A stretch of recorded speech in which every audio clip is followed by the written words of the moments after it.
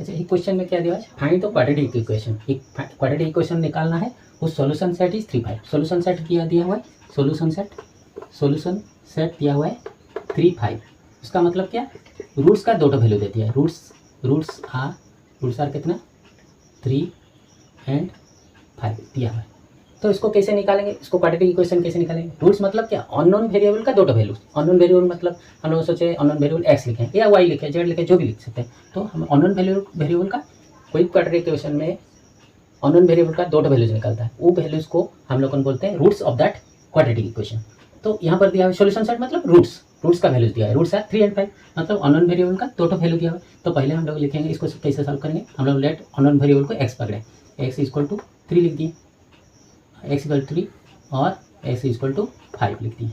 तो इसको कैसे सॉल्व करें, एक्स माइनस 3 इक्वल टू 0 और एक्स माइनस 5 इक्वल टू 0 ऐसे लिख दिए।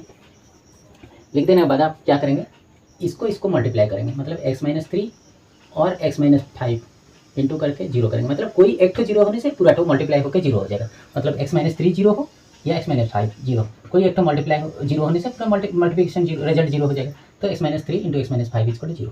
तो उसका बाद क्या करेंगे, मल्टीप्लाई करेंगे x minus 5 minus 3 into x minus 5 equal to 0 और x square minus 5x minus 3x plus 15 equal to 0 और x square minus 8x plus 15 equal to 0।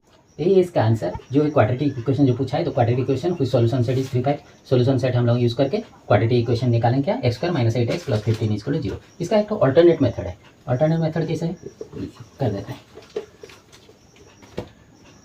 Alternate method है आपका x square minus sum of the product, sum of the roots into x plus product of the roots